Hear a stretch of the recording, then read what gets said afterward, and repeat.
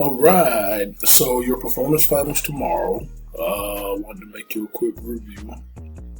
So let's get on it. Right here says limits and derivatives. Read example 6, then explain what is being done mathematically step by step. List directions to the side.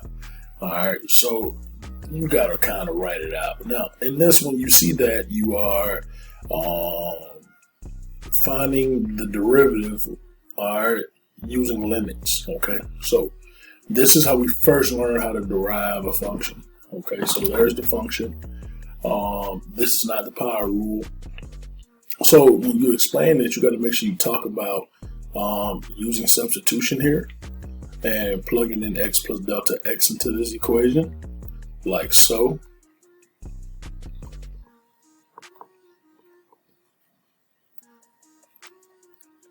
All right, and then you also got to talk about subtracting the original function.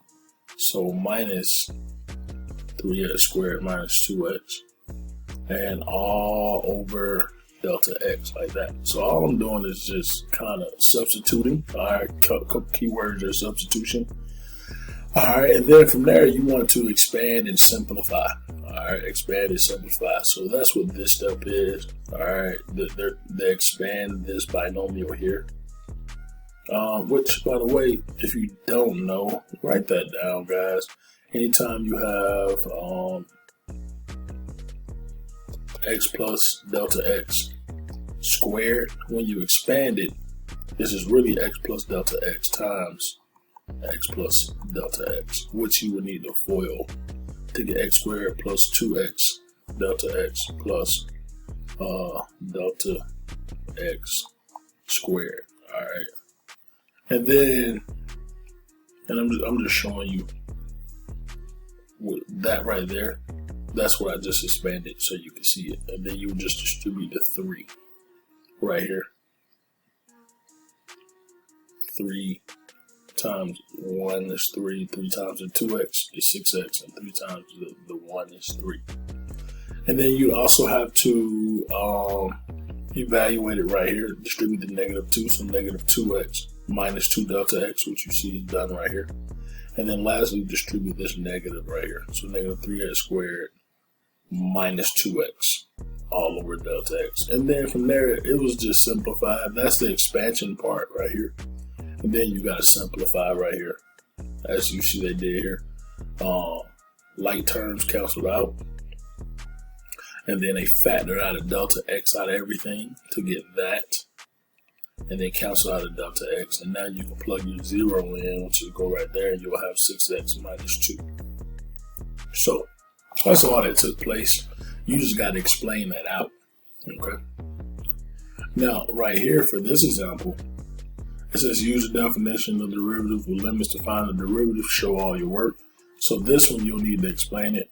So I'm gonna go back over here for f of x equals x squared minus 4. And so remember, you have to use that equation, the limit as delta x approaches 0 of f of x plus delta x minus f of x all over delta x. So we'll do the same thing. We'll plug this into the equation. So you should have x plus delta x squared minus 4, and then minus the original function, which was this, x squared minus 4. And now when you expand that out, we know that's the expanded version.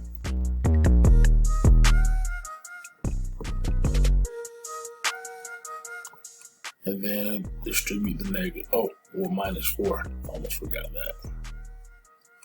Then distribute, man, that's terrible right now. Then distribute that, so that's going to be negative x squared plus 4 all over delta x, and then you'll see that this cancels. Alright, the x squared cancels with that x squared, the 4 cancels with that 4. So I'm left with 2x delta x plus delta x squared all over delta x, in which I'll factor out of delta x.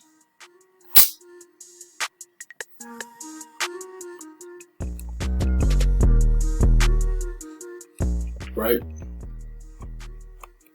And then that'll cancel, and then you'll see the limit as delta x goes to 0 of 2x plus 0, because now I can substitute 0 in place of delta x. That's terrible. There we go.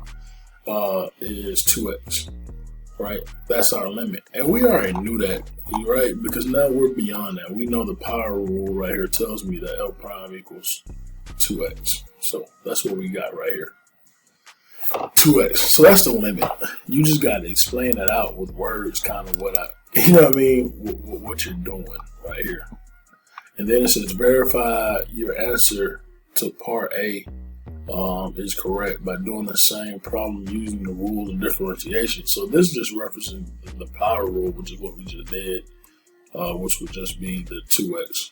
2x to the first minus 4x to the 0. Or it's a constant. Sorry. It's a constant. So 2x to the first, which is just 2x. And then it says find the equation of the tangent line to the curve of x equals -3. So first of all, remember, you gotta have a y value. So to find y, I'm going to evaluate f of -3, which would be -3 squared minus 4. So that's 9. 9 minus 4 is 5. So y equals 5. And so I'm also going to take -3 and plug it in right here to get my slope. So f prime of -3 equals 2 times -3, 2x, right? Which is a -6. So that's m. So I have m, I have y, and I have x. And we're going to plug all that into y minus y1 equals m times x minus x1. And when we do that, minus y1, so minus 5 equals m times x minus x1, which is the -3. So I'm going to go plus 3. This is your equation right here of your tangent line. Alright. That is your equation right there. Just remember, you got to explain that out. Alright, for number 2, rates of change. What is the difference between average rate of change and instantaneous rate of change in the context of the question? How do you find the velocity? So, what you have to do is, with A, it says find the average velocity on the interval 2, 3. You have to remember that these are x values, all right, and you have to plug both x values to get the corresponding y's. So doing so I'm going to start by plugging in s of 2. So that is -16 times 2 squared plus 555. And when I do that, that's 491. Alright, I plug the 2 into this equation. Now I'm going to plug the 3 in. So s of 3 is -16 times 3 squared plus 555, and that's 411. So for the average, alright, again, this is still A. For the average, what you've got to do is you got to do the slope equation of y2 minus y1 all over x2 minus x1. So in this case, what you got to do for the average, now this is for the average velocity. And by the way, guys, remember the average, well, not average, but velocity, guys, velocity is the first derivative. I just want to point that out. All right, velocity is the first derivative, acceleration is the second derivative. Anyway, when I do that, I'm going to do 491 minus 411 all over 3 minus 2. And that's going to be 80 over 1, which is 80. Alright, so this right here is the average velocity.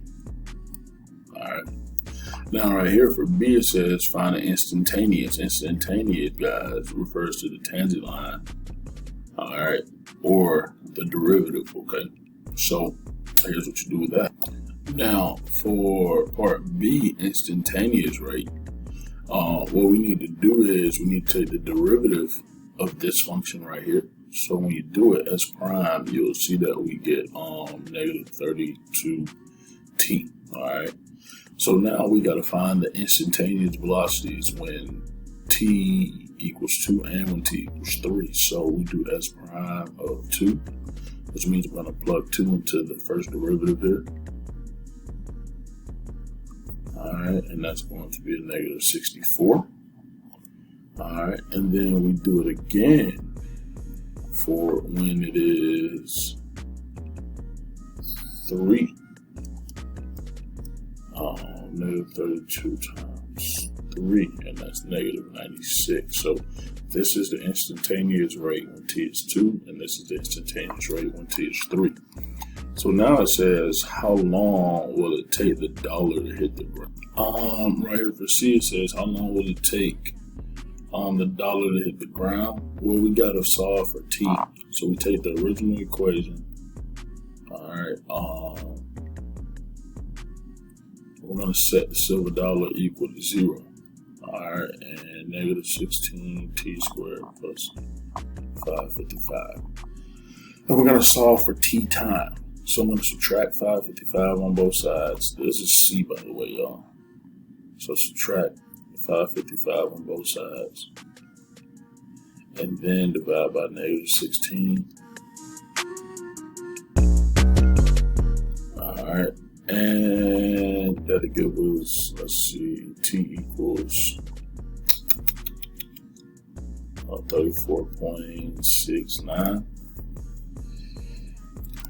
T squared, and so now I got to square root both sides, and you get t equals 5.89 seconds.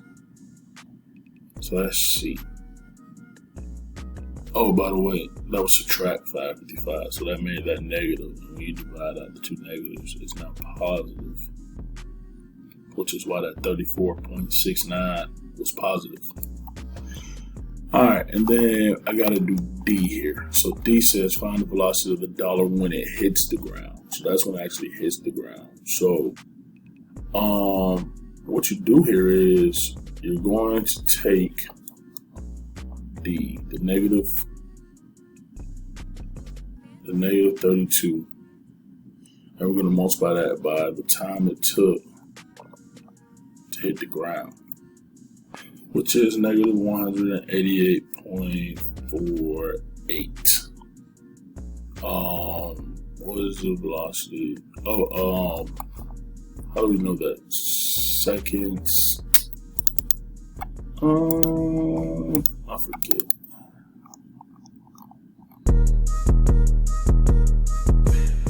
I believe it's feet per second.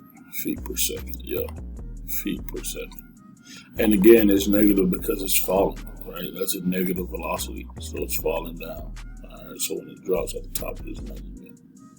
When it hit 0, all right, when will this hit 0? At 5.89 seconds, at a velocity of 188.48 feet per second. All right, and lastly, we have a multi-step derivative problem. My fave. It says find the equation of the tangent line to the graph of the function right here. And then it says express the process and document your steps. Showing your work is important, all right, and explain it. All right, show and explain. So let's see, you have an inside function. This is the inside. I'm going to call that U.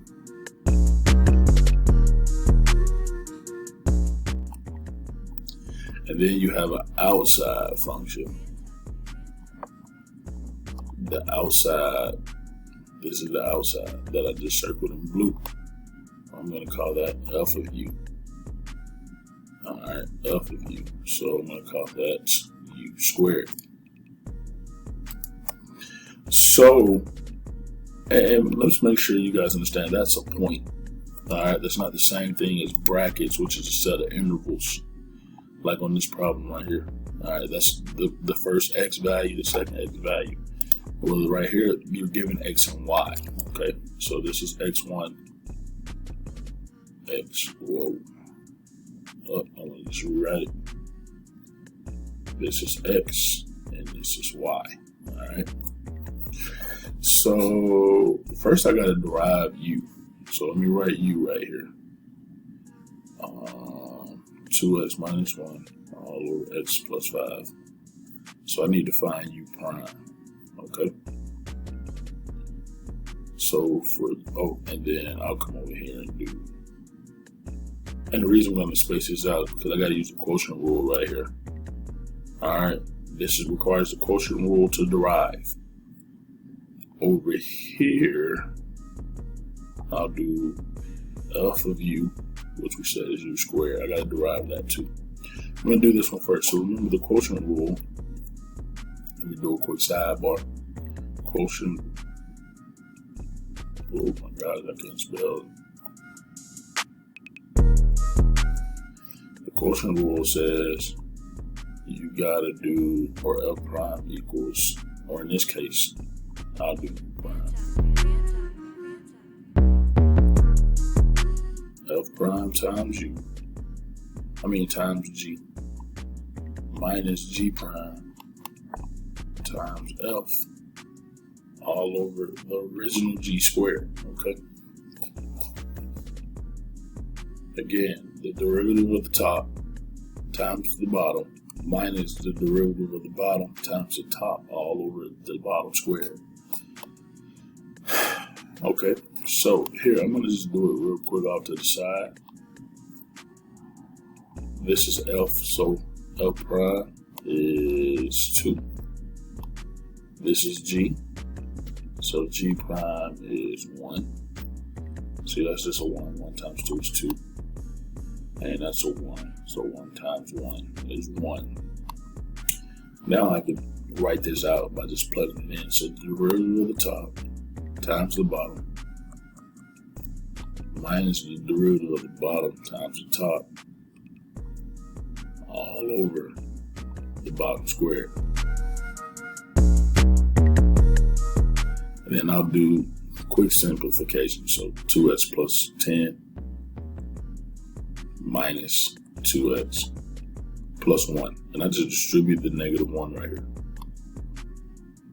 all over x plus 5 squared. And so right here, the 2x's will cancel, 2x minus 2x, and then 10 plus 1 is 11. So you have 11 over x plus 5 squared. Now, remember that is u prime.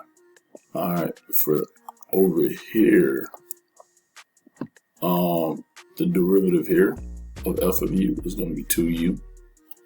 So now to find y prime, you've got to do u prime times f of prime of u.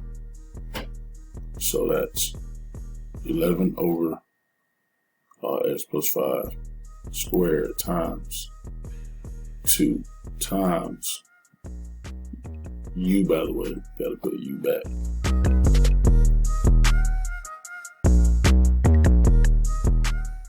Right there.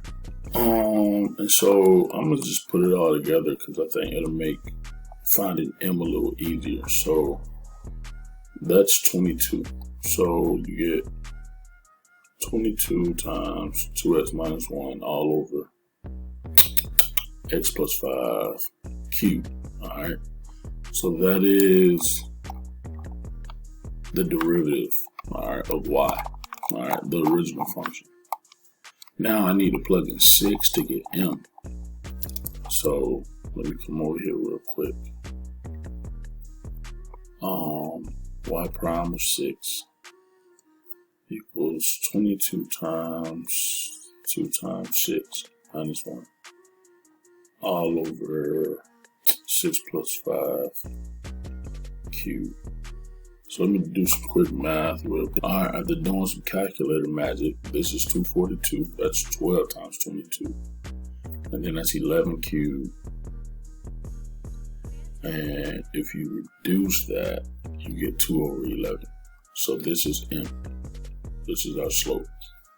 So now you just use the tangent line equation, y minus y1.